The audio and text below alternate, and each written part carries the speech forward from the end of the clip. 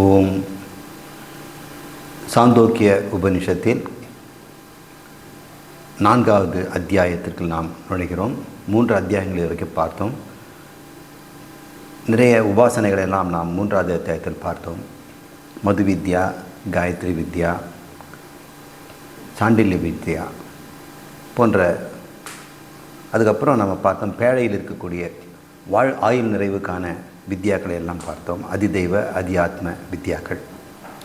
4வது அத்தியாயத்திலும் சுவாரஸ்யமான உபாசனைகள் இருக்கின்றன.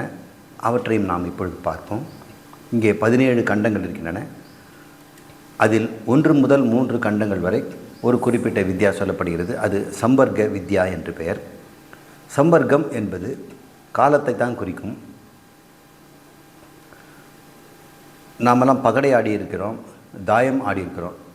இது தாயக்கட்டைன்னு சொல்லுவார்கள். அதில் 4 பக்கம் இருக்கும். ஒரு பக்கத்தில் 1 போட்டிருக்கோம், 2 இருக்கும், அப்புறம் 3 இருக்கும். இன்னொரு பக்கம் ஒன்றுமே இருக்காது. 2 தாயங்களை உருட்டுவார்கள். ஒரு எம்டி, அதாவது ஒன்றுமில்லாத ஒன்றும், ஒன்றில் ஒன்று வந்தால் தாயம்னு சொல்வார்கள். தாயம் விழுந்துச்சுன்னா ரொம்ப சந்தோஷம். ஒன்றுமே இல்லாதது 2 சேர்ந்து விழுந்ததுன்னா அது 12ன்னு சொல்லுவாங்க. அது என்னது 12 அப்படின்னு பார்த்தோம்னா அதுக்குள்ளே எல்லா எண்களும் அடங்குகிறது. 1, 2, 3 டபுளாக வரும். 2 புள்ளி வந்தால் 2, 2, 3 வந்தால் 6, 2 வெள்ளையாக வந்ததுன்னா 12ன்னு கணக்கு. இப்படி தான் தியானம் ஆடுவாங்க. இது பேர் சம்வர்க்கம்னு பேர். இந்த சம்வர்க்கத்தை திரேதாயுகம், கிருதயுகம், திரேதாயுகம், துவாபர யுகம், அப்புறம் கலியுகம் என்று வரிசைப்படுத்துவாங்க. 1, 2, 3, 4. இந்த கிருதயுகம் 1க்குள்ளே இந்த 4 அடங்கிடும், மற்ற 3 அடங்கிடும். அதனால் கிருதம்னு சொன்னாலே வெற்றி அல்லது தாயம் அப்படின்னு அர்த்தம். இந்த தாயம் போட்டவனுக்கு ரொம்ப சந்தோஷம். அதில் எல்லா எண்களும் அடங்கிடும். இந்த 12 கூட அந்த தாயத்துக்குள்ளே அடங்கிடும். இப்போ தாயம் விழுந்துடுச்சு அப்படின்னு சொல்வார்கள். அது பேர் கிருதம்னு பேர். இது பற்றிய இந்த சன்வர்க்கம் என்பது எதற்குள் எல்லாம் அடங்குமோ அது பேர் சன்வர்க்கம் என்று பேர். சன்வர்க்கம்னா காலம்னு அர்த்தம். காலம்குள்ளே எல்லாம் அடங்கிடும். என்ன காலம்? இந்த கிருத, துவாபர, திரேதா, கலியுகம் என்று சொல்லக்கூடிய 4 யுகங்களும் அந்த கிருத யுகத்தில் அடங்கி விடுவதனால அந்த கிருதம் என்பது தாயமாக வைக்கிறார்கள். மற்ற 3ம் தாயத்தில் இருக்கக்கூடிய கட்டைகளாக நம்ம பார்க்க மற்ற 3 பக்கங்களும் பார்க்கிறோம். இவ்வாறு இங்கே தியானம் செய்யப்படுகிறது. இங்கே எது ஒன்று தாயமோ அது இங்கே பிராணம். தியாயத்துக்குள்ளே எல்லாமே நம்பரும் அடங்கிடும் இல்லையா? அதுபோல் வாயுக்குள்ளே எல்லாம் அடங்கிடுமா? அந்த வாயு தான் எல்லாத்தையும் அடைக்கிறதுனால அது பிரம்மம்னு நம்ம உபாசனை செய்யணும். பிரம்மம் தான் சர்வம். சர்வம் கலு இதம் பிரம்மம் என்று நம்ம முதல்ல பார்த்தோம். அனைத்துமே பிரம்மம். அந்த அனைத்துமாக அது இருக்கும் பொழுது அதுக்கு வாயு என்று பெயர், பிராணன். இவ்வாறு உபாசனை செய்ய வேண்டும். இது சம்பர்க்க உபாசனை. தானம் போன்ற காரியங்கள் இதற்கு உபகாரமாக கூறப்படுகிறது. இந்த தியானமும் செய்யணும், கூட தானமும் நாம் செய்யணும். அப்படி செய்தால் ஒரு பலன் கிடைக்கும். இதை நாம் இப்பொழுது ஒரு கதை ரூபமாக பார்க்கிறோம். ஒரு மன்னன், அவன் பேர் ஜானஸ்ருதி. அவன் எப்படி தானம் செய்வதில் பெரிய ஆள். அதனால் அவர் அன்னதான பிரபு என்று பெயர். ரொம்ப புகழ் பெற்றவர். நாடு மக்களெல்லாம் அவரை பாராட்டிகிட்டு இருப்பார். அவருடைய கீர்த்தி அதிகமாக இருந்தது. இந்த சன்வர்க்க தியானத்தில் தானமும் முக்கியம். ஆனால் தியானம் பண்ணியிருக்கான சம்வர்க்க தியானம் இவனுக்கு தெரியாது. இருந்தாலும் இவனுடைய கீர்த்தியினால் இவன் புகழ் வானலாக பரவி இருந்துதான். அப்போது மாளிகையில் மேல் முற்றத்தில் அவன் படுத்து இரவு தூங்கிக்கிட்டு இருக்கான், நிலா ஒளி. அப்போது வானத்தில் அன்னப்பட்சிகள் அப்படி வீடு திரும்பி கொண்டிருக்கின்றன. அந்த பட்சிகள் போகும்பொழுது, ஜாக்கிரதை, அந்த மொட்டை மாடியில் இந்த ஜானஸ்ருதி படுத்திருக்கிறான், அவனுடைய கீர்த்தி பிரகாசம், அது வழியாக நீ போனீன்னு நீ பொசுங்கிடுவ, அதனால் கொஞ்சம் தள்ளிப்போ அப்படின்னு அவனுடைய கீர்த்தியை அவர் பாராட்டு தான். அப்படி சொல்லும் பொழுது ஒரு அன்னப்பட்சி தான், அப்படி என்ன பெருசாக நீ கண்டுட்ட? என்னமோ அவர் தான் கீர்த்தியில் பிறந்தவர்னு. அங்கே மாட்டு வண்டி கீழே ஒருத்தர் இருக்கிறான், ரைக்வர்ன்னு. அவர் பேர் ரைக்வர். அவருடைய புகழ்கிட்ட இவனுக்கு கிட்ட வராது அப்படின்னு அன்னப்பட்சிகள் பேசிட்டு போகுதுங்க. இதை கேட்டுட்டு இந்த ராஜா, அது என்ன அப்படிப்பட்டது, யார் இந்த ரைக்வர் அப்படின்னு ஒரே கேள்வி. நம்ம விட கீர்த்தி இருக்கவன் யார் அப்படின்னு அவன் கேட்குறான். அப்போது இதனோட அர்த்தம் என்னென்னா, இந்த தாயம் போட்டாக்கா மற்ற எல்லா எண்ணிக்கும் 12லேருந்து எல்லாமே அதுக்குள்ளே அடங்கிடும் இல்லையா, கிருதம்னு பேர். அதுபோல் இந்த சம்பர்க்க உபாசனை அவன் செய்கிறானோ அவனுக்குள்ளே எந்த மக்கள் எந்த நன்மை செய்தாலும் இந்த ஜானசுருதி செய்த அன்னதானம் கூட அவனுக்கு வந்து சேர்ந்துருமா. இது எப்படிப்பட்டது? காந்தம் போல் எல்லாத்தையும் உரிச்சிக்குது. இது பிராணன் எப்படி எல்லாத்தையும் உண்டாக்கி தனக்குள்ளே அடக்கிக்குதோ பிராணன், அது மாதிரி இந்த சம்வர்க்க வித்யா பிராணனை பிரம்மமாக நாம் தியானம் செய்தால் அனைத்து மக்களுடைய நன்மைகளெல்லாம் இவனுக்கு வந்து சேர்ந்துருமா. உண்மையிலே அப்போ கீர்த்தி பெருசாக தானே இருக்கும். பிராணன் அனைத்தையும் கிரகித்து கொண்டு தனக்குள் அடக்கிக் கொள்கிறது. நாடி பிராணனால் தானே இந்த கிரண்யகர்ப்பன் செய்யப்பட்டிருக்கிறார். கிரண்யகர்ப்பன் தானே இந்த பிரபஞ்சம். அவர்கள் இருக்கக்கூடிய தேவர்கள் 33 கோடி தேவர்கள் எல்லாமே நாடி பிராணன் என்பதனால பிராணன் ஒன்றை நாம் தியானம் செய்தால் எல்லா தேவர்களும் உள்ள அடங்கிடுவாங்க, பிரம்மாஜியும் உனக்குள்ள அடங்கிடுவான் என்று சொல்வதனால இந்த சர்ம குர்பானை மிகப்பெரிய உபாசனையாக இருக்குது. அதை இந்த ரைக்வர் ஒருத்தர் செய்து கற்று வச்சிருக்கிறார். மன்னன் காலையில் எழுந்தவொடனே நிலாலாம் போயிடுச்சு, நைட்டு தூங்கி முடிச்சுதான். அப்போ அவர் எழுப்புறதுக்கு வேலை ஆட்கள் வருவாங்க. ராஜா எழுந்துங்கெல்லாம் சொல்ல மாட்டாங்க, அவங்க எல்லாம் பாட்டு பாடுவாங்க. அந்த பூபால ராகத்தில் அவர் பள்ளி எழுந்தெழுவதற்கு ஒரு பாட்டு பாடுறாங்க. அவர் எழுந்த உடனே கண்ணை கசக்கிட்டே, ஏண்டா இந்த ரைக்வர்னு ஒன்று ஏதோ ஒரு சொல்லிச்சே, உனக்கு அதை பற்றி தெரியுமா அப்படின்னு அவர் கேட்குறார். அவன் கேள்விப்பட்டிருக்கிறான், இவனுக்கு தான் தெரியல. அவன் சொல்கிறான், தாயம் போட்டவனுக்கு அனைத்து எண்ணிக்கையும் அவனுக்கு வந்துடும் போடுற, தாயம் போட்டால் எல்லா காயும் அவனுக்கு வந்துடும். அதுபோல் ரைக்வருக்கு யாரெல்லாம் நன்மை செய்கிறாளோ அந்த நன்மையெல்லாம் அவருக்கு போய் சேர்ந்துருமா. அப்படி என்று அந்த பணியாள் அந்த ராஜாவுக்கு இதை சொல்லுகிறான். நீ அவரை பார்த்துருக்கியா அப்படின்னா, அவர் எப்போவே ஒரு மாட்டு வண்டிக்கு தான் படுத்துட்டு இருப்பார், தரையில் ஒரு சாக்கு பையை விரிச்சிட்டு அதில் படுத்து கிடப்பார்.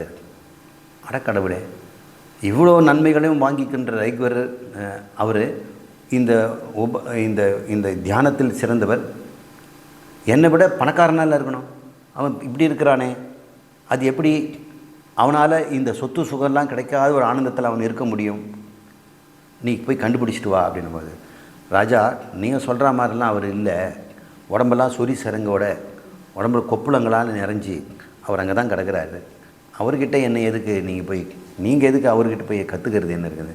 இல்லை அந்த அன்னப்பட்சிகள் அப்படி சொல்லிட்டு போச்சு, நான் அவர்கிட்ட ஏதோ ஒரு தியானம் இருக்குது, அந்த தியானத்தை கற்றுக்கணும் அப்படின்னு சொல்கிறார். இவன் போயிட்டு வந்து சொன்னான், அங்கே தான் இருக்கார், நீங்கள் ஒன்றா போய் பார்க்கலாம்.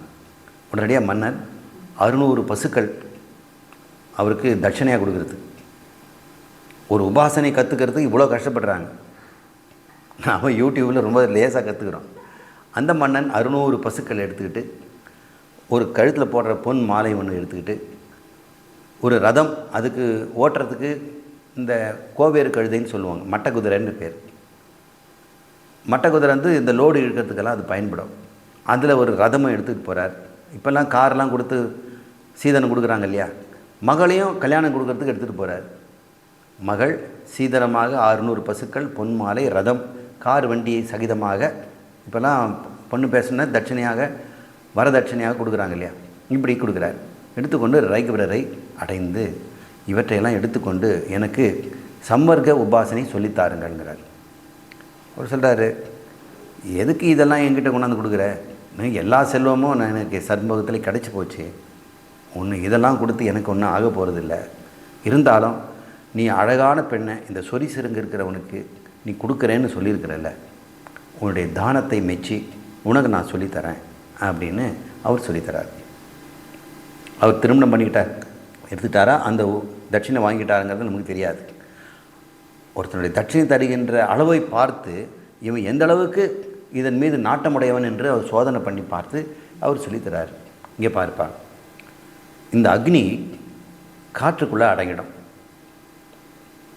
அப்புறம் சந்திரன் சூரியனில் அடங்கிடுவார், இந்த சூரியனும் இந்த வாயுவில் அடங்கிடுவான், தண்ணீர் வற்றினாலும் காற்றுல தான் கரையும்.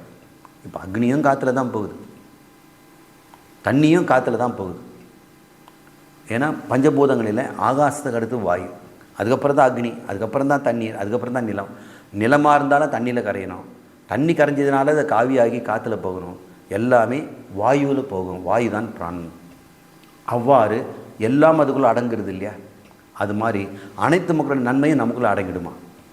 எப்படி பண்ணணும்? தன்னை பிராணனாக, அந்த பிராணன் பிரம்மமாக நினைத்து செய்கின்ற ஒரு தியானம். இதை நம்ம பிரம்மத்தையும் பிராணனையும் சமப்படுத்தி பார்க்கின்ற ஒரு நேரம் வரும். அப்பொழுது தான் இதெல்லாம் நமக்கு இந்த தியானம் எப்படிப்பட்டதுன்னு விளங்கும். இது ஒரு உபாசனை தான். ஆனால் அங்கே நாம் ஞானத்தையே பெற்று பிரம்மமாகவே ஆகிவிடுவோம். இந்த இடத்துல நம்ம பிராணனாகிட்டு தான் எல்லா நன்மைகளையும் அடைய போகிறோம். அப்படிப்பட்ட ஒரு சன்மார்க்க உபாசனையை அவர் கற்றுக்கொண்டார். இப்பொழுது வானத்தில் இருக்கிற அக்னி, சந்திரன், நிலம், நீர் அனைத்துமே வாயுவில் அடங்கும்னு செல்வது அதிதெய்வ தியானம். தனக்குள்ளேயே இருக்குது இல்லையா? அப்படி செய்வது அது பேர் அதி ஆத்ம தியானம். முன்னே நான் சொன்னேன், அதிதெய்வம், அதி ஆத்மம், நம்மை சுற்றி இருக்கின்ற உயிரினங்கள் எல்லாம் அதிபூதம். இப்பொழுது எதுக்குள்ளே எல்லாம் அடங்கும்னு நம்ம பார்க்கணும். இந்த உலகத்தில் இருக்கக்கூடிய சூரியன், சந்திரன், நிலம், நீரெல்லாம் பிராணன் அடங்கும்னா எனக்குள்ளே இருக்கிற பொருள் எங்கே அடங்கும்னு பாரு அப்படின்னு ஒரு தியானம் பண்ணு. நீ தூங்கும்போது வாக்கு அடங்கிடுது, பேச்சு அடங்கிடுது, கண் அடங்கிடுது, காதும் கேட்க மாட்டேங்குது, மனமும் இல்லை. அப்போ என்ன இருக்குது? நீ பிராணன் மட்டும்தானே இருக்குது. நீ தூங்கும்போது மூச்சு மட்டும் தான் விட்டுட்டுருக்கு. இவங்கெல்லாம் எங்கே போனாங்கன்னா இந்த மூச்சுக்குள்ளே தான் அடங்கியிருக்கிறாங்க. அப்போ பிராணனில் தான் எல்லாம் அடங்குது. அது வெளியே இருக்கக்கூடிய தெய்வமாக இருந்தாலும் பிராணன் தான். இங்கே உன் உடம்புக்குள்ளேயும் பிராணனில் தான் இந்த கண், வாக்கும், செவியும், மனமும் அங்கே ஒடுங்குகின்றன. இவ்வாறு அனைத்தும் ஒடுங்குமிடம் வாயு என்று உன்னிலவிலும் நீ சிந்தனை செய்து பார், வெளியளவிலும் சிந்தனை செய்து பார், பஞ்சபூதங்களையும் இவ்வாறு சிந்தித்து பார். இதுதான் நீ சொல்லக்கூடிய இந்த சம்பர்க்க தியானம் என்று அத்தியாத்மமாகவும் அதி தெய்வமாகவும் அவர் உபதேசம் செய்கிறார்.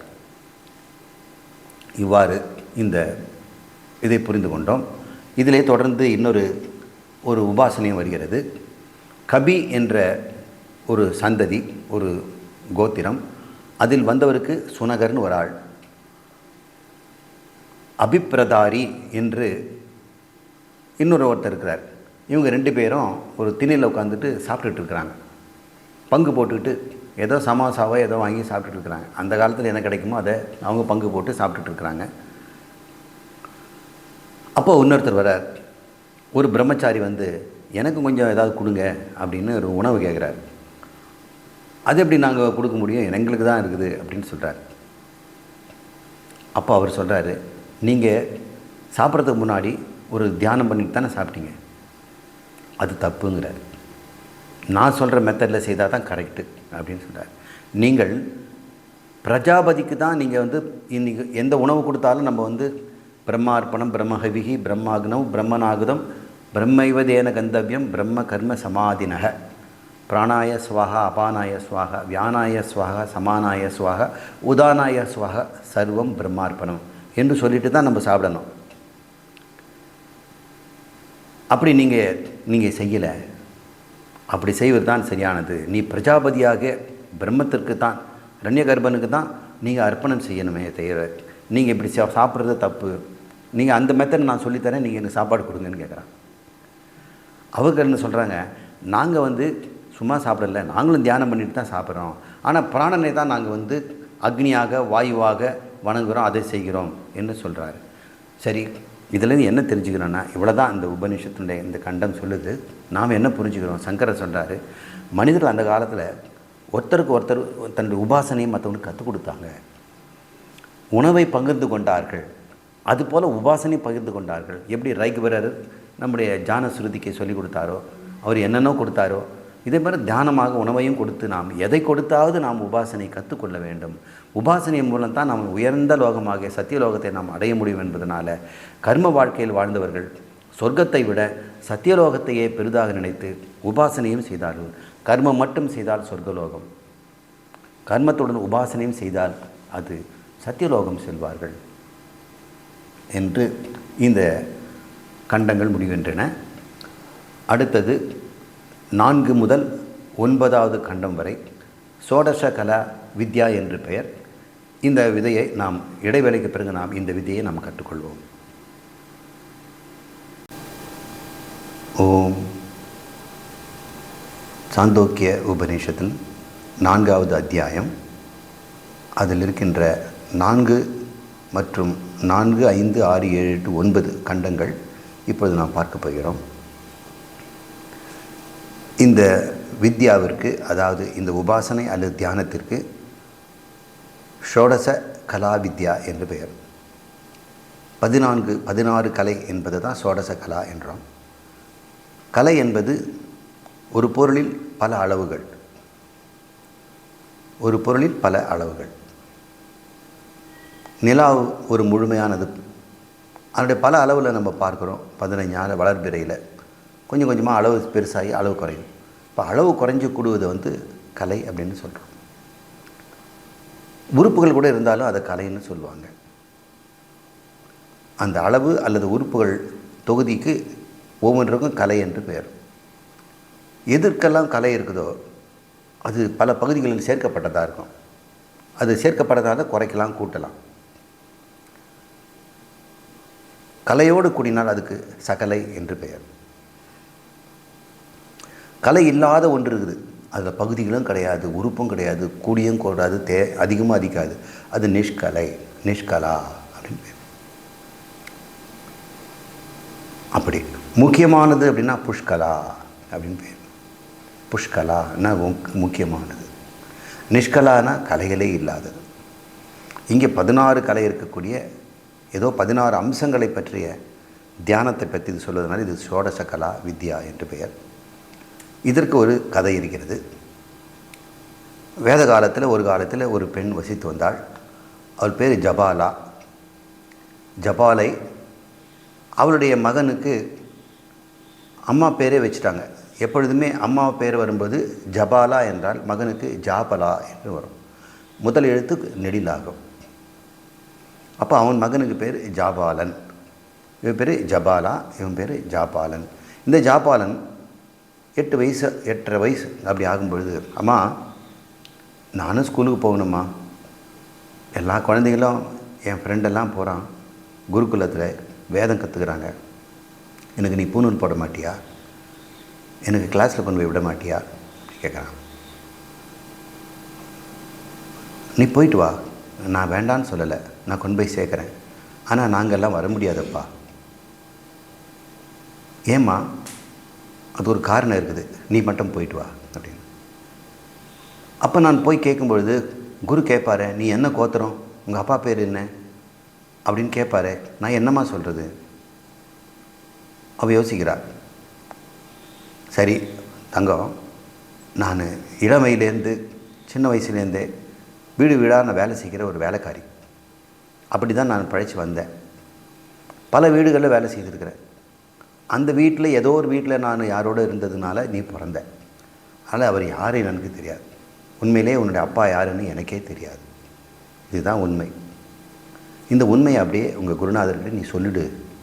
எனக்கு கோத்திரம் தெரியாது, எங்கள் அம்மா வீட்டு வேலைக்காரியாக இருந்து பல குடும்பங்களில் இருக்கும் பொழுது யாரோ ஒருவருக்காக நான் பிறந்தவன் என்று நீ சொல்லிவிடு என்று அவங்க சொல்கிறாங்க. அப்புறம் நீ என்ன சொல்லணும், என் பேர் சத்யகாமன், அம்மா பேர் ஜபாலா, எனவே சத்யகாமன் ஜாபாலன் என் பெயர் என்று நீ கூறு போதும் அப்படிங்கிறாங்க. சரிம்மா, அப்படியே நான் செய்கிறேம்மான். அந்த பச்சை குழந்தை ஒரு கௌதமர்ன்ற ஒரு குருக்கு போகிறாரு. அவருக்கு அப்பா பேர் ஹரித்ருமதர் என்று பெயர். ஹரித்ருமதர். அந்த அவருடைய மகனுக்கு கௌதமர் என்று பெயர். எப்பொழுதுமே அப்பா பெயரோடு சேர்த்து சொல்வது தான் அந்த காலத்தில் வழக்கம். இங்கே சத்யகாமனுக்கு அப்பா தெரியாததுனால, இல்லை இருக்கிறாரு ஆனால் தெரியாததுனால அம்மா பேராகிய ஜபாலையை பயன்படுத்தி ஜாபாலன் என்று வச்சுருக்கிறோம். கேட்டு, ஐயா நான் குருகுலத்தில் சேர்ந்துக்க விரும்புகிறேன் அப்படின்னு சொல்கிறார். அப்படியா, எங்கே உங்கள் அப்பா கூட்டு போகிற, நீ மட்டும் வந்திருக்கிற, உங்கள் கோத்திரம் என்ன அப்படின்னு கேட்குறார். அவன் உண்மையை சொல்கிறான். நீ உண்மையை சொன்னதுனால நீ பிராமணனே எடுத்துக்கிறேன். இது பிராமணர்கள் படிக்கிற பள்ளிக்கூடம். ஆனால் நீ உண்மையை சொன்னதுனால நீ பிராமண தகுதியை பெற்றுட்ட. அதனால் பிராமணன்றவன் உண்மை பேசுகிறவன் தான். யார் உண்மை பேசணுன்னு தன்னை பிராமணன் அவன் சொல்லிக்கலாம். இதுக்காக அவன் பூணூல் போட்டு பிராமண ஜாதியில் பிராமண அப்பனுக்கு பிறக்கணுன்ற அவசியம் இல்லை. உண்மை வாக்கு சுத்தம் இருப்பது பிராமணத்தன்மை என்று நாம் இதிலேருந்து நம்ம தெரிஞ்சுக்கிறோம். சரி, உனக்கு ஒரு வேலை தரேன். உனக்கு இந்த 400 பசுக்கள் அவர்கிட்ட இருக்குது, வத்தி போன பசு. இதை நல்லா கொழுன்னு ஆக்கி ஒரு 1000 ஆக்கி கொண்டு வா, அப்புறம் நான் உன்னை சேர்த்துக்கிறேன் அப்படிங்கிறார். சரி, அப்படியே நான் செய்கிறேன்னு அந்த 400 பசுக்களை கூட்டிக்கிட்டு அக்கம் பக்கத்தில் கிராமத்தில் அப்படியே மேய்ச்சில் போகிறான். எங்கே போனான்னு கொஞ்சம் தள்ளியே போயிட்டான். அவைகளும் மெல்ல எண்ணிக்கையில் பெருகி, இவனுடைய சத்தியகாமன் இல்லையா, அதனால் அவனுடைய அனுசரணையினாலேயும் அவனுடைய அன்பினாலேயும் அந்த பசுக்கள் எண்ணிக்கை 1000 ஆச்சு. இவனுடைய வருத்தத்தை பார்த்து ஒரு காளை வந்து சொல்லுது, ஏய் ஜாபாலா, நீ இன்னும் கூட நீ படிக்காமல் இருக்கிறது நல்லதில்லை அப்படின்னு நினச்சிக்கிட்டு நாங்கள் 1000 ஆகிட்டோம், உனக்கு தெரியுமா? உனக்கு அது கூட தெரியாமல் நீ இருக்கிற, நாங்கள் 1000 ஆகிட்டோம், நீ குருகுலம் போகலாம் வா அப்படின்னு அந்த காளை மாடு சொல்லுது. அப்படியா, நம்ம திரும்பலாம் அப்படின்னு சொல்லிட்டு பிறகு மாலை ஆயிடுச்சு, நம்ம ஒரு இடத்துல இருப்போம் அப்படின்னு அந்த காளை மாடு எல்லாரையும் தங்க வச்சுட்டு எல்லாரையும் படுக்க வச்சுட்டு சத்தியகாமனை கூப்பிட்டு, நான் உனக்கு ஒரு உபதேசம் சொல்லித்தரேன், ஒரு உபாசனை, அதை நீ கேட்டுக்க அப்படின்னு சொல்லுது. 4 திசைகள், கிழக்கு மேற்கு வார்க்கு என்று இந்த 4 திசைகளும் சேர்ந்து இது பிரம்மத்தினுடைய கால் பங்கு. பிரம்மங்கிறது எதை எல்லாத்தையும் சிருஷ்டி செய்ததோ அந்த கடவுள், அந்த கடவுளுடைய கால் பங்கு தான் இந்த ஆகாயம் அப்படின்னு தெரிஞ்சுக்க அப்படின்னு சொல்கிறார். இப்படி தெரிஞ்சுக்கிட்டு யார் உபாசனை ஆகாயத்தை பார்த்து திசைகளெல்லாம் கடவுள் என்று யார் சிந்திக்கிறானோ அவனு அந்த பிரம்மம் இருக்கு இல்லையா, ஆகாசமாக இருக்கின்ற அந்த பிரம்மத்துக்கு பிரகாசவான் என்று பெயர். பிரகாசம் என்றால் ஞானஸ்வரூபம், ஒளி பிரகாசம், ஜோதி, வெளிச்சம் என்ற அர்த்தம். இந்த இடத்துல வந்து ஞானம்னு அர்த்தம். பிரம்மத்தை ஞானஸ்வரூபமாக எவன் ஒருவன், யார் ஒருவன் 4 திசைகள் சேர்ந்த ஆகாயம் பிரம்மத்தினுடைய கால் பங்கு தான், மீதி கால் பங்கு நமக்கு தெரியல. அப்படி யார் அவன் பிரம்மத்தை புரிந்து கொள்கிறானோ அவனுக்கு பிரகாசவான் என்று பெயர். அந்த பிரம்மத்துக்கும் பிரகாசவான் என்று பெயர். பிரம்மம் ஆகாசமாக இருக்கும் பொழுது பிரகாசம் என்று பெயர். பிரகாசம் என்றால் ஞானஸ்வரூபம் என்று பெயர். அந்த ஞானத்திலிருந்து வெளிப்பட்ட ஒரு கால் பகுதி தான் ஆகாசமாக இருந்து கொண்டிருக்கிறது. அந்த யார் ஒருவன் அந்த பிரம்மத்தை பிரகாசவானாக தியானிக்கிறானோ அவனும் பிரகாசவான் ஆகிறான், அப்படின்னா பிரம்மமாக ஆகிறான் என்ற அர்த்தம். இவ்வாறு அது சொல்லி முடிச்சிடுச்சு. இன்னும் 4 கால் பகுதி இருக்குது, அப்போ தானே முழுசாகும். நான் கால் பகுதியில் நான் ஒன்று சொல்லியிருக்கிறேன், மீதி 4 வந்து கால் பகுதியை நீ வந்து கேட்டு தெரிஞ்சுக்க. யார்கிட்ட? அது உனக்கு அக்னி உபதேசம் பண்ணோம் அப்படின்னு அந்த காலை சொல்லுது. சத்தியகாமன் மறுபடியும் அன்னைக்கு தூங்கிட்டு காலையில் அந்த பசுமாடுகள்லாம் அழைச்சிக்கிட்டு மறுபடியும் ஊர் நோக்கி போகிறான். அன்னைக்கும் மாலையும் இருட்டிட்டுது. சரி, என்ன பண்ணுறது, குளிராக இருக்குது, இந்த மாடுகளெல்லாம் படுக்க வச்சுட்டு இவனை வந்து அக்னியை மூட்டிட்டு அங்கே உட்காந்துட்டு சிந்திக்கிறான் அந்த அக்னியை பார்த்து. அப்பொழுது அக்னி பேச ஆரம்பிக்கிறது. அக்னி சொல்கிறது, அந்த தீ, பூமி, அந்தரிக்ஷம், சொர்க்கம், கடல், அங்கே 4 திசைகள், இங்கே 4, வேற ஒரு 4. இப்போ 4 பேர் 4 சொல்ல போகிறாங்க. 4 நாங்க 16, அதுதான் சோடசக்கலா. அது முழுசாச்சுன்னா அது பிரம்மம்னு அர்த்தம். இப்போ பிரம்மத்தினுடைய ஒரு 16ல் 4 பகுதி நம்ம தெரிஞ்சிருக்கோம், அது கால் பகுதி. இப்பொழுது அந்த அக்னி சொல்கிறது, பூமி, அந்தரிக்ஷம் சொல்லக்கூடிய வானம், அதுக்கு மேலே இருக்கின்ற சொர்க்க மண்டலம், கடல் ஆகிய 4ம் சேர்ந்தது பிரம்மத்தின் இன்னொரு கால் பங்கு என்று அது பங்கு சொல்லுது. இவ்வாறு சென்றவுடனே அது அந்த உபாசனையை சொல்லுது. எவன் ஒருவன் இப்படி பிரம்மத்தை 4ஆக இந்த பகுதியாக உபாசிக்கிறானோ அவன் அனந்தமான உலகத்தை பெறுகிறான். அந்த பிரம்மத்திற்கு அனந்தவான் என்று பெயர். முதல்ல பிரகாசவான், இப்பொழுது அனந்தவான், அளவற்றவன் பெயர். அளவற்றவனாக எவன் ஒருவனை அந்த பிரம்மத்தை தியானிக்கிறானோ அவனும் அளவற்றவனாக ஆகிறான். அடுத்து இன்னொரு கால் பங்கை நீ அன்னப்பறவை கிட்ட கற்றுக்க, உனக்கு அன்னப்பறவை சொல்லித்தரும்னு சொல்கிறார். உடனடியாக அவன் தூங்கிடுறான். மறுபடியும் பொழுது விடுகிறது. பசுக்களை எல்லாம் மிரட்டிக்கிட்டு ஊர் போய் சேர்றதுக்கு புறப்படுறான் குருவை நோக்கி. அன்று மாலை இருட்டி விட்டுறது. அதே ஓய்வு நேரத்தில் இருக்கும் பொழுது ஒரு அன்னப்பட்சி அவன் முன்னாடி தோன்றுகிறது. நான் உனக்கு இன்னொரு கால் பகுதியை சொல்லுகிறேன். கிழக்கு முகமாக தான் உட்கார்ந்துருக்கிறான். எல்லா நேரத்திலும் கிழக்கு முகம் தான் உட்கார்ந்துருக்கிறான். கிழக்கு முகமாக வந்து அவன் இந்த அன்னப்பட்சி சொல்வதை கேட்கிறான். அக்னி, சூரியன், சந்திரன், மின்னல், இந்த 4. இப்போ முதல் 4 திசைகள், அதுக்கப்புறம் இன்னும் 2வது 4 அக்னி சொன்னியது. இப்பொழுது இந்த அக்னி, சூரியன், சந்திரன், மின்னல் ஆகிய 4ம் சேர்ந்து இப்போ 12 கலைகள் முடிஞ்சுது. யார் ஒருவன் பிரம்மத்தை இவ்வாறு உபாசிக்கிறானோ அவன் ஜோதிஷ்மான், அந்த பிரம்மத்திற்கு ஜோதிஷ்மானவன் என்று பெயர். ஒளி ரூபமானவன் அர்த்தம். இங்கே எல்லா ஒளி, இந்த பிரபஞ்சத்தில் இருக்கிறதுலாம் சூரியன் போன்றதெல்லாம் ஒளி தருது, நிலா, நட்சத்திரம், மின்னெல்லாம் ஒளி தருது. ஆனால் இந்த அக்னி, சூரியன், சந்திரன், மின்னல் தான் வானத்திலிருந்து நமக்கு வெளிச்சம் தருது. அதன் பயனில் தான் நம்ம வாழ்கிறோம். மீதியெல்லாம் ஒளியை பயன்பெற்று வாழி வருது. இப்போ ஒளி தருவது, ஒளி பெறுவது என்று 2ஆக பிரபஞ்சத்தை பெண்ணால், இந்த பிரபஞ்சத்தில் ஒளி தருவதெல்லாம் இந்த 4ஆக இருக்கிறது.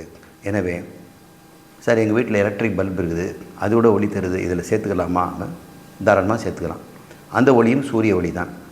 சூரிய ஒளியில் இருக்கின்ற சக்தியை பயன்படுத்தி தான் நம்ம பூமியில் இந்த மின்சாரத்தை தயார் பண்ணுறோம். நிலக்கரியிலேருந்து பயன்படுத்தணும்னு சொன்னாலும் அது சூரியன் ஒரு காலத்தில் செடி கொடிகளை வளர்த்து அந்த செடி கொடிகள் நிலக்கரியாகி தான் இப்போ வந்திருக்கிறது. சார், இந்த தண்ணியிலேருந்து நாங்கள் எலக்ட்ரிசிட்டி எடுக்கிறோன்னா அந்த தண்ணீரும் கூட மழையினால், சூரியனால் உண்டாக்கப்பட்ட தண்ணீர் என்று தெரிந்துகள். எல்லாமே இந்த ஜோதி.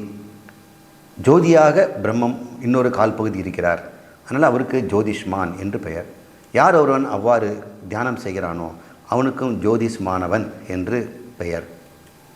இன்னொரு கால்பங்கை மீன் கொத்தி பறவை உனக்கு சொல்லித்தரும் என்று சொல்லிவிட்டு அந்த அன்னப்பறவை போயிடுது.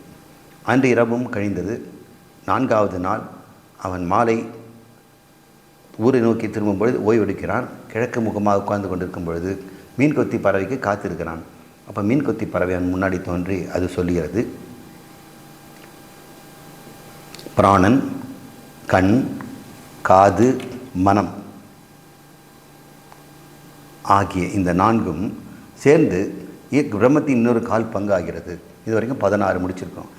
இப்படி யார் பிரம்மத்தை பிராணனாகவும், சுவாசமாகவும், கண்ணாகவும், காதுவாகவும், மனமாகவும் உபாசிக்கிறானோ அவன் ஆயதனவான். அந்த பிரம்மமும் ஆயதனம் என்று அவன் சொல்கிறார். ஆயதனம் என்றால் அனுபவத்தை பெறுகின்ற வாசல். கண் ஒரு அனுபவத்தை தருகிறது, வாய் ஒரு அனுபவத்தை தருகிறது, பிராணன் அனுபவத்தை நாம் கிரகிக்கின்ற சக்தியை கொடுக்குது. இதனால் இதுக்கு ஆயதனம் என்று பெயர்.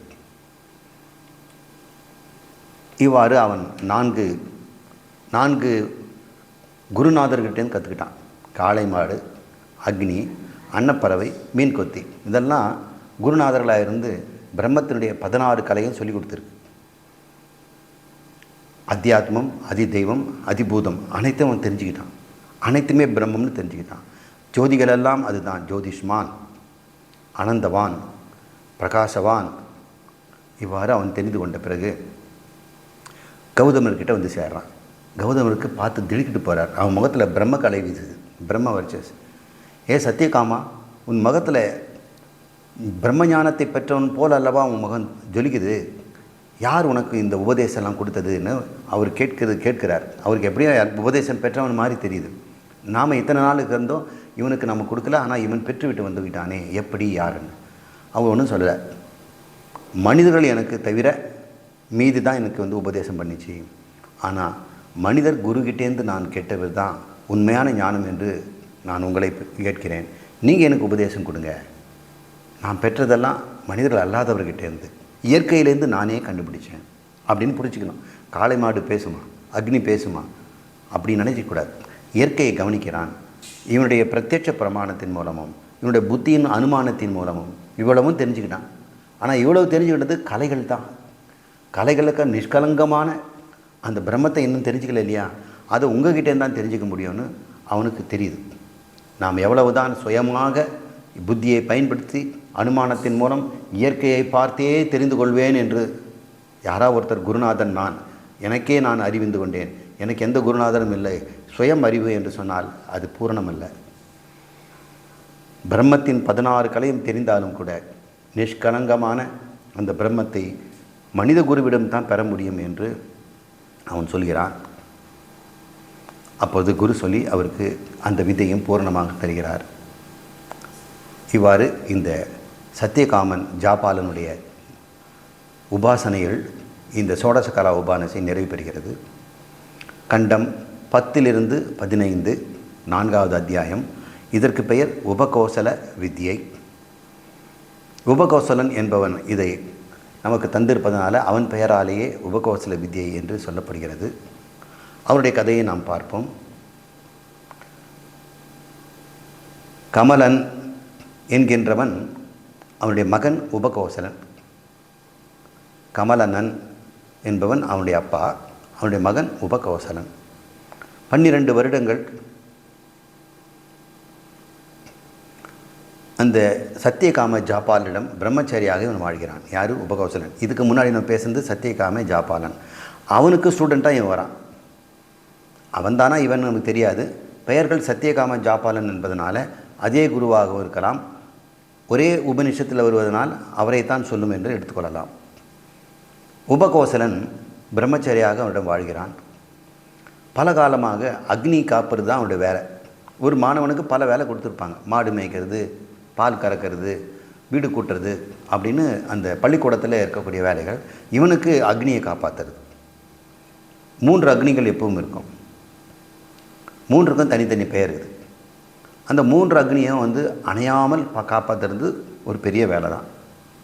அது ராத்திரி முழுக்கவும் இருக்கணும். அணைஞ்சு போச்சுன்னு சொன்னால் மறுபடியும் ஏற்றுறதுன்னா அரணிக்கட்டை வச்சு தான் பண்ணணும். அதுக்கு ஏகப்பட்ட மந்திரங்களை சொல்லணும். அதனால் அக்னியை காப்பாற்றுறது பெரிய கடமை. அதை 12 வருஷமாக அவன் செய்து வரான். குருகுல வாசமும் முடிஞ்சு போச்சு. 12 வருடம் தான் குருகுல வாசம். இவனுக்கு கொடுத்த வேலையை அவன் கரெக்டாக செய்திருக்கிறான். எல்லாருக்கும் குருகுலம் முடிஞ்சு வீட்டுக்கு போகிறாங்க. எல்லாருக்கும் அவபிருத ஸ்நானம் ஒன்று செய்வார்கள். அந்த கும்பம் செய்து அவனை குளிப்பாட்டி, நீங்களாம் இனிமேல் குருகுலம் முடிச்சுட்டு வேத பாடம் முடித்தவர் நீங்கள் போகலாம் அப்படின்னு சொல்கிறாங்க. ஆனால் இந்த சத்தியகாமனை மட்டும், சத்தியகாமன் இந்த குரு உபகோசலனை மட்டும் ஒன்றுமே சொல்லிக் கொடுக்காமல் வச்சுருக்கிறார். வீட்டுக்கும் அனுப்பலை. இப்போ சத்தியகாமனோட மனைவி, ஏன்னா இது மாதிரி ஓரவஞ்சனை பண்ணுறீங்க? எல்லாருக்கும் உபதேசம் பண்ணி அனுப்பிச்சிட்டிங்களே, இந்த குழந்தைய மட்டும் 12 வருஷம் அக்னியை காத்து நானே, இவனுக்கு ஒன்றும் சொல்லிக் கொடுலன்னா அந்த அக்னிகள் உங்களுக்கு குறை சொல்லாதா? நீ ஒரு குருவான்னு உனக்கு குறை சொல்லுமே, எனக்கே கஷ்டமாக இருக்குது அப்படின்னு மனைவி சொல்கிறா. அதையும் கேட்டுட்டு அந்த சத்தியகாமன் உபதேசம் தராமல் வெளியூர் போயிடுறார். உபகோசலுக்கு மன வருத்தம். அம்மா சொல்லியும் கூட அவர் வெளியூர் போயிட்டாருன்னு ஒரு உண்ணா விரதம் இருக்கிறார், பட்டினி விரதம். இதை பார்த்து அந்த குருமாதா வருந்துறார். அப்போது அந்த அக்னிகளே உபதேசம் ஆரம்பிக்குது. எந்த அக்னி அவன் காப்பாற்றனோ அந்த அக்னி உபதேசம் செய்கிறது. பிராணனே பிரம்மம், ஆனந்தமே பிரம்மம், கம் பிரம்மம், கம் பிரம்மம் என்று அது சொல்லுது. அப்போ ரெண்டுமே கம்னு போடுறோம். ஒரு கம், இது சுகம், ஆனந்தத்துக்கு கம்னு பேர். இன்னொன்று சாதாரண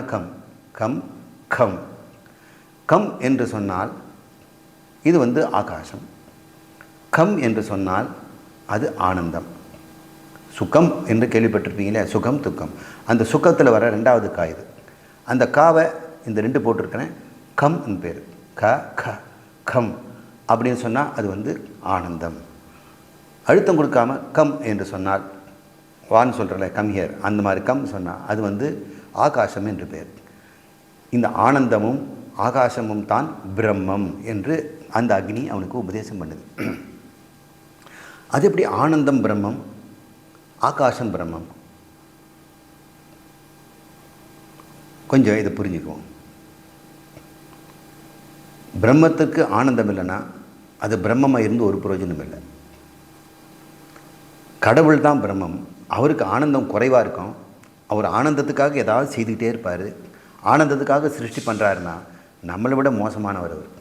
நம்ம பழப்பு தான் ஆனந்தம் வேணும்னு சொல்லி எதையாவது காலையிலேருந்து சாயங்காலம் வச்சு குறைஞ்சிக்கிட்டே இருக்கிறோம். ஒரு வேலைக்கு போகிறோம், சம்பாதிக்கிறோம், பொருளை வாங்குகிறோம், அனுபவிக்கிறோம். இது நமக்கு ஆனந்தம் தருது. இதுக்கு நமக்கு பொழைப்பே இந்த ஆனந்தத்தை தேடுறது தான். பிரம்மமும் இப்படி நம்மளை மாதிரி தேடுறான்னா அவன் அன்றாடங்காய்ச்சி மாதிரி ஆயிடுறானே. எனவே அவன் பிரம்மஸ்வரூபமே ஆனந்தமாக இருந்தால்தான் அது கடவுளாக இருக்க முடியும். இப்போ கடவுளுக்கு நம்மை காட்டிலும் மிக சிறந்தவர்னு ஒரு அடையாளம் என்னன்னா, நாம் வாழ்நாள் முழுக்க இந்த சுகம் தேடி அலைகிறோம். இந்த சுகம் தேடி அலைகின்ற நாம் பிரம்மமும் நம்மளை மாதிரி சுகம் தேடி அலைவதாக இருக்க முடியாதே. அப்போ சுகத்தின் ஊற்றுக்கண்ணாக, சுகத்தின் முதலிடமாக, சுகமே வடிவமாக இருப்பது தான் பிரம்மமாக இருக்க முடியும் அப்படின்னு இதுதான் உண்மையான ஞானம். அதனால் கம் பிரம்மம் அப்படின்னு சொல்லு, சுகம் பிரம்மம், ஆனந்தம் பிரம்மேதி விஜானியாத் அப்படின்னு நம்ம படிச்சிருக்கிறோம். பிரம்மம் என்றால் ஆனந்தம்னு ஆனந்த வழியில் தைத்திரியத்தை நம்ம பார்த்துருக்குறோம். இங்கே அது சொல்லுது. அது மட்டும் இல்லை, அது வெறும் ஆனந்தம்னா, ஆனந்தம் கல் மண்ணில் இருக்கும் ஆனந்தம் அறிவுடையது தான் இருக்கும். அறிவுடையது தான் ஆனந்தமாக இருக்க முடியும். நீ அறிவுடையவன் தான் ஆனந்தமாக இல்லை. அறிவு எவ்வளோ இருக்குது? கொஞ்சம் அறிவு தான் இருக்குது. அப்போ பூர்ண அறிவாக இருக்கிறது தான் ஆனந்தமாக இருக்கும். பூர்ண அறிவாக தான் பிரம்மமாக இருக்க முடியாது. பூர்ணம் என்பதை இந்த ஆகாசம் என்பதில் காசம் என்று சொன்னால், பிரகாசம் என்று சொன்னால் அறிவுன்னு அர்த்தம். எது ஒன்று பூர்ண அறிவோ அது ஆகாசம். நம்ம பார்க்க வெற்றி வெளிக்கும் ஆகாசம்னு பேர், பிரம்மத்துக்கும் ஆகாசம்னு பேர். ரெண்டு அர்த்தம் அதில். இவ்வாறு இந்த அக்னி பிரம்மத்தை பற்றி முடிவான விளக்கத்தை சத்தியகாமன் கூட 16 கலையை வச்சுக்கிட்டு குருநாதர்கிட்ட கற்றுக்கிட்டான். இப்போது அக்னியே அவன் கற்றதை அக்னிகளே கற்றுக் கொடுக்குது. அவனுக்கு முதல்ல கற்றுக் கொடுக்கும்போது சகுன பிரம்மத்தை சொல்லி கொடுத்தது. ஆனால் இவனுக்கோ நிர்குண பிரம்மத்தையே அது காட்டி கொடுக்குது. சத்தியம் ஞானம் அனந்தம்னு இருக்கக்கூடிய சத் பிரம்மம், கம் பிரம்மம், கம் பிரம்மம், ஆனந்தம் பிரம்மம், ஆகாசம் பிரம்மம். ஆகாசம் வந்து ஞானம், சத்தியம் ஞானம் அனந்தம் அப்படின்று அவன் அதை தெரிந்து கொண்டான். எவர் ஆகாசமோ அவரே ஆனந்தம், அவரே பிராணன் என்று உபதேசித்தன. இங்கே ஒரு இந்த பிரம்மமாக இருப்பது பிராணன் என்று புரிந்து கொள். அது எப்படி பிராணன்? உன்னுடைய பிராணன் மட்டுமில்லை, சமஷ்டி பிராணனாக அனைத்து நாடி பிராணனமாக இருக்கக்கூடிய பிரம்மம் வெளிப்பட்ட போது ஜகத்தாக பிராணனாகத்தான் வெளிப்பட்டது. நம்ம ரை பிராணன் என்று படித்திருக்கிறோம் ஐத்திரேய உபநிஷத்தில். அதை நாம் நினைவு கொண்டால் இந்த பிராண உபாசனை என்பது முதலில் தன்னுடைய சுவாசத்தில் தொடங்கும். அதன் பிறகு அத்தியாத்மமாக பஞ்ச பிராணன்களில் நடக்கும். பிறகு முற்று பெறும் பொழுது பிரம்மமே பிராணன் என்று கண்டுபிடிப்போம். இப்படி அந்த அக்னி உபதேசித்தது. இப்போது கார்கபத்திய அக்னி தியானம் என்பதை நாம் பார்ப்போம். கார்கபத்தியம் என்பது வீட்டில் இருக்கக்கூடிய முத்தி வளர்ப்பவர்கள் என்று பிராமணர்களுக்கு பேர். பிராமணர் வீட்டில் 3 தீ எப்பொழுதும் எரிஞ்சிக்கிட்டு இருக்கோம், ஹோமகுண்டம். நாம் எப்பயாவது ஒரு சமயம் தான் ஒரு வீட்டில் ஹோமகுண்டத்தை வைக்கணும். அன்றாடம் 3 ஹோமகுண்டங்களை வைத்து எரிவோம்புதல்னு பேர். இந்த மாதிரி நெருப்பை காப்பாற்றி கொண்டிருப்பது எரிவோம்புதல். 3 நெருப்புகளை அவர் காப்பாற்றுகிறாங்க, முத்தி வளர்ப்பவர் என்றும் பெயர். இது திருவள்ளுவரும் சொல்லியிருக்கிறார் திருக்குறளில். அதில் ஒரு தீவினுடைய பெயர் கார்கபத்திய அக்னி, கிரகத்தில் இருக்கின்ற அக்னி. கிரகத்தில் என்ன அக்னி இருக்கும்? எப்போவுமே சமையல் தானே. அதனால் கார்கபத்திய அக்னி எப்பவுமே சமையல். அந்த இடத்துல எப்போ ஒரு தீபம் எரிஞ்சிகிட்டே இருக்கும். நமக்கு லைட் இருக்குது, டப்புன்னு அடிச்சிடறோம். அந்த காலத்துலலாம் ஒரு தீபம் தான் இருந்து கொண்டிருக்கும். வேணுன்னும் போது தீபத்திலேருந்து எடுத்து நெருப்பு பற்ற வைப்பார். அது கார்கபத்திய அக்னி. அதையும் நம்ம காப்பாற்றிட்டு இருக்கணும். அதுவும் அக்னியாகத்தான் நம்ம உபாசனை செய்யணும். அந்த அக்னி பற்றிய ஒரு தியானம் யார்? அந்த அக்னி சொல்லிக் கொடுக்குது. இவன் குருநாதர்கிட்ட காப்பாற்றின அக்னி பூமி, அக்னி, உணவு, சூரியன் ஆகியவை நானே. உணவுன்னு சொல்கிறது பார்த்திங்களா, கார்கபத்தியம். கிரகத்தில் இருக்கின்ற அந்த அக்னி, நான் பூமியாகவும் இருக்கிறேன், அக்னியாகவும் என்னை பார், உணவாகவும் என்னை பார், சூரியனாகவும் பார், அதை நான் என்று தெரிந்து கொள். சூரியனில் எது என்று இருக்கிறதோ அந்த தெய்வம் நான் என்று நீ என்னை உபாசனை செய் என்று கார்கபத்திய அக்னி உபதேசித்தது. யார் எவ்வாறு என்னை தியானிக்கிறானோ அவனுடைய ஆயுள், பெருமை, சந்ததி, மரணத்திற்கு பிறகு மேலுலகம் ஆகியவற்றை அவன் அடைகிறான். முழு ஆயுள், கீர்த்தி, நிறைய குழந்தைகள், குழந்தை செல்வம், உற்றார் உறவினர், மரணத்துக்கு பிறகு மேலுலகம் செல்கிறான் என்று கார்கபத்திய அக்னி அவனுக்கு உபதேசத்தை சொல்கிறது. இங்கும் நான் காப்பேன், அங்கும் நான் காப்பேன். சமையல் நெருப்பாக இருந்து உன் வைத்தியம் இங்கே நிரப்புவேன். உன்னுடைய உபாசனையினால் மேலுலகத்திலும் நான் புண்ணியமாக இருந்தும் நான் காப்பேன் என்று சொல்லுது. தக்ஷிணா அக்னி என்று பெயர். தெற்கு முகமாக இருக்கின்ற ஒரு அக்னி. இதுவும் ஒரு வீட்டில் இருக்கும். இதுக்கு இன்னொரு பேர் அன்வாகாரிய அக்னி என்று பெயர். தக்ஷிணாக்னி என்னன்னு தெரிஞ்சால் போதும், அன்வாகாரிய அக்னி என்று சொன்னாலும் சொல்லலாம். அந்த தக்ஷிணாக்னி அது தன் பங்குக்கு உபதேசம் சொல்லுது. நீர்நிலைகள், நதிகள், திசைகள், நட்சத்திரங்கள், சந்திரன் யாவும் நானே. சந்திரனில் தெரிகின்ற மூல சூரியனை சொல்லிச்சு, இது சந்திரன். சந்திரனில் தெரிகின்ற தெய்வமும் நானே என்று என்னை நீ தியானம் செய். என்னை நீ தியானம் செய்தால் அனைத்து பாவங்களும் அழிகின்றன என்று அதனுடைய உபாசனை சொல்லிச்சு. மூன்றாவது அக்னி ஆகவனீய அக்னி என்று பெயர். இந்த ஆகவனீய அக்னி இதையும் ஒருவன் எரிவோம்புதல் செய்பவன் செய்கிறான். இதில் தான் சந்தியாவந்தனமும் செய்வார்கள். பிராணன், ஆகாசம், சொர்க்கம், மின்னல் ஆகியவை நான். இந்த மின்னலில் தெரிகின்ற தெய்வம் எதுவோ அது நான். அப்போ சூரியன், சந்திரன், மின்னல் என்று இந்த 3 அக்னிகளும் தன்னை அடையாளப்படுத்தி கொண்டு அந்த தெய்வங்கள் நான் என்று சொல்லுது. என்னை நீ உபாசனை செய்தால் உனது பாபங்கள் எல்லாம் அழிகின்றன. உபகோசலா, நீ குருவிடமிருந்து இதன் விளக்கத்தை தெரிந்துகொள். நாங்கள் சுருக்கமாக சொல்லியிருக்கிறோம். குரு வந்துடுவார், வந்த பிறகு இது என்ன விளக்கம்னு நீ அவரிடம் தெரிந்து கொள் என்று சொல்கிறான். குரு வருகிறார். உபகோசலா, உன் முகம் பிரம்மக்கலையை நுடிக்கிறதே, யார் உனக்கு உபதேசம் செய்தது என்று அவர் கேட்கிறார். இவனுக்கும் ஞாபகம் இருக்குது இல்லையா, ஜாப்பலையினுடைய மகனாக இருந்து அவனுக்கு காளை மாடுகளும் மீன் கொத்தி பறவையும் சொல்லி கொடுத்தது. இவன் சொல்கிறான், அக்னிகள் எனக்கு உபதேசம் தந்தன குருவே என்றான். அப்படியா, நானும் உனக்கு உபதேசம் தருகிறேன். நான் தாமரை இலையில் தண்ணீர் ஒட்டாததை போல் பாவம் உன்னை தீண்டாது என்கின்ற உபாசனை சொல்லித் தருகிறேன் என்று சொல்கிறார். இதற்கு அக்ஷி புருஷ தியானம்னு பேர். இதுக்கு முன்னாடி இதெல்லாம் நம்ம 3 அக்னிகள் பேர் வச்சு சொன்னோம். இது அக்ஷி புருஷ. அக்ஷி என்றால் கண்ணில் உரைகின்ற புருஷன்.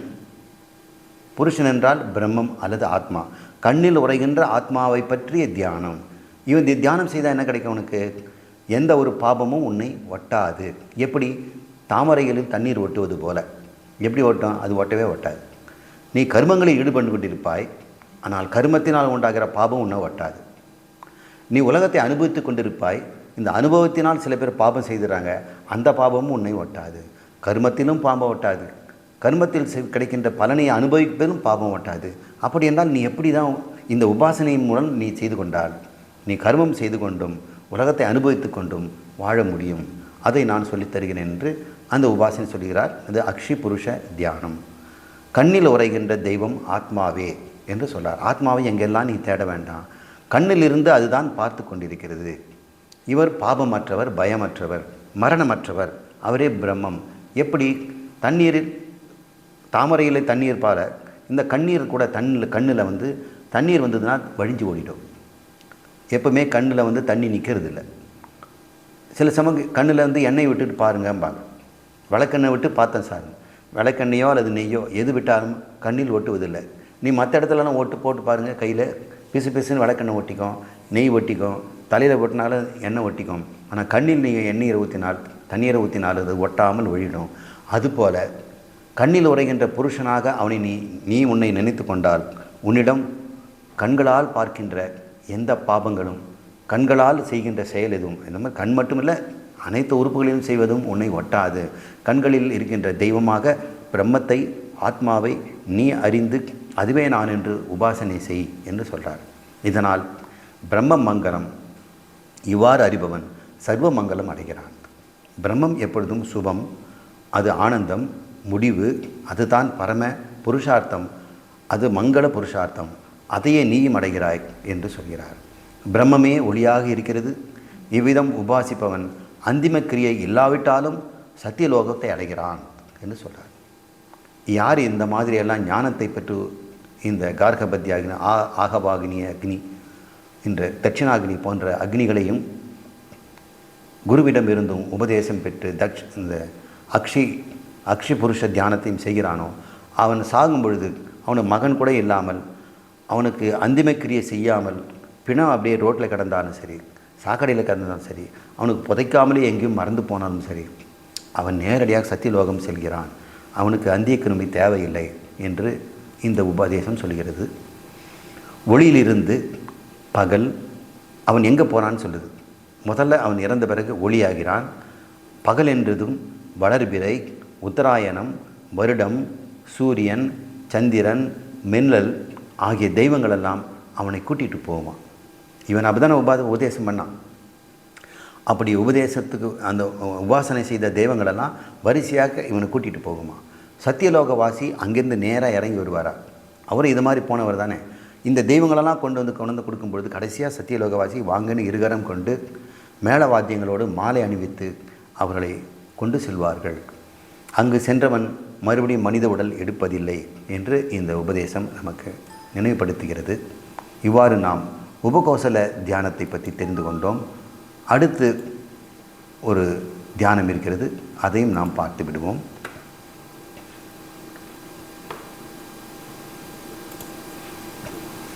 சாந்தோக்கிய உபனிஷத் அத்தியாயம் 4. இது 17 கண்டங்களை கொண்டது. இதுவரை நாம் பார்த்தது 15, கடைசியாக 16, 17 கண்டம். இது முழுக்க முழுக்க பரிகாரங்களை பற்றி பேசுவது. இதோடு நம்ம இந்த அத்தியாயத்தை நிறைவு செய்வோம். பரிகாரம் என்பது தவறு செய்தால் அதை பிராயச்சித்தமாக மனதளவிலும் செயல்முறையிலும் நாம் மாற்றிக்கொள்வது பேர். யாகத்தில் சில தவறு நடக்கலாம், மந்திரம் சொல்வதை தப்பு இருக்கலாம், வரிசை கிரமத்தை மாற்றி செய்திடலாம், அதை செய்யறதுக்கு முன்னாடி இதை செய்திருக்கலாம். உச்சரிப்பு தவறு, மந்திரம் தவறு, செய்முறை தவறு, பயன்படுத்திய பொருள் பற்றாக்குறை, பாதி செய்யும் போதே அது தீர்ந்து போச்சு, ஹோமகுண்டத்தில் இருக்குது, இப்போ ஆகுதி போடுறதுக்கு ஒன்றும் இல்லை கைவிரிக்கிறாங்க. இது மாதிரி நிறைய யஜ்ஞங்களில் முன்னேற்பாடு இல்லாத விட்டால் பற்றாக்குறை வந்துடும், சிக்கனம் பண்ண வேண்டியிருக்கும். கொஞ்சம் கொஞ்சமாக சொட்டு சொட்டாக நெய் விடுவார். ஏங்க அப்படி விடுறீங்கன்னா, இருக்கிற பாத்திரத்தை பார்த்தேன், இந்த மந்திரம் சொல்லி முடிவு வரைக்கும் பத்தாது போல் இருக்குது அப்படின்னு இப்படியெல்லாம் அந்த காலத்தில் இப்படிலாம் கஷ்டம் இருக்குது. இதெல்லாம் தவறுகள். இந்த தவறுகளுக்கு பிராயச்சித்தம் இருக்கிறது. அது என்ன என்று சொல்கிறது. மனமும் வாக்கும் யாகத்தில் முக்கியமானவைகள். மனம் ஈடுபடணும், மந்திரமும் வாய் பேசிக்கிட்டே இருக்கணும். இந்த ரெண்டும் தான் முக்கியம். கைகள் கூட அங்கங்கே செய்யலாம், ஆனால் மனமும் வாக்கும் தான் ரொம்ப முக்கியமானவை. இது ஞாபகப்படுத்துது. இந்த மனமும் வாக்குக்கும் யார் அதிபதி, யார் இதை பார்த்துக்க போகிறாங்கன்னு பார்ப்போம். ஒரு ஹோமகுண்டத்தை அந்த காலத்தில் 16 பேர் சேர்ந்து ஹோமம் நடத்துவார்கள். ருக்வேதிகள் 4 பேர், அவங்களுக்கு ஹோத்ருன்னு பேர். யஜுர்வேதிகள் 4 பேர், அவர்களுக்கு அத்வரியுன்னு பேர். சாமவேதிகள் 4 பேர், அவர்களுக்கு உத்காத்ரு, உத்கீதம்லாம் படிச்சிருக்கோம், உத்காத்ருன்னு பேர். அதர்வண வேதிகள் 4 பேர், அதில் ஒருவன் தலைவன், அவன் பேர் பிரம்மா. பிரம்மானா 4 தலை பிரம்மாவில் அவன் பேர். ஹோத்ரு, அத்வர்யு, உத்காத்ரு, பிரம்மா. இவங்க ஹோத்ரு, அத்வர்யு, உத்காத்ரு இவங்களெல்லாம் ஹோமங்களை ஒருத்தர் மந்திரம் சொல்லுவான், அவனுடைய மந்திரத்தை சொல்லுவான். அந்த சடங்கை மீதி இருக்கவங்க 4 பேரும் செய்து கொடுப்பாங்க. ரிக்கு மந்திரத்தை அவர் சொல்வார், அவர்கிட்ட இருக்கக்கூடிய 4 அசிஸ்டன்ஸு அவங்கெல்லாம் செய்வாங்க. அதே மாதிரி சாமவேதிகளும் செய்யும்பொழுது அவங்க செய்வார்கள். இந்த பிரம்மாவுக்கு என்ன வேலை? அவர் ஒரு வேலையும் செய்ய மாட்டார். இவங்கெல்லாம் ஒழுங்காக வேலை செய்கிறாங்களான்னு பார்ப்பார். கண்காணித்தல். அவருக்கு முழு ஹோமமும் தெரியும், அனைத்து மந்திரங்களும் தெரியும். எல்லார் மந்திரத்தில் தப்பு இல்லாமல் உச்சரிப்பு தான் பார்ப்பார். அவர் வரிசை கிரமத்தை மாற்றாமல் செய்கிறாங்களான்னு பார்ப்பார். அவர் எதுவும் வாயே தரக்கூடாது. திறந்துட்டார்னா என்ன அர்த்தம்? யாகத்தில் தப்பு நடக்குதுன்னு அர்த்தம். அதனால் அவர் வாக்கும் மனமும் அவர் பேசாமல் இருக்கணும்னு இந்த யஜ்ஞத்தில் ஒரு முக்கியம் அப்படின்னு சொல்கிறார். இப்போ யஜ்ஞம் சொல்லும்போது பிரம்மா இருக்கிறான், அவன் கவனிச்சுனா அவன் ஏதாவது சொல்லிட்டான்னா ஒரு தப்பு நடந்துச்சுன்னு அர்த்தம்.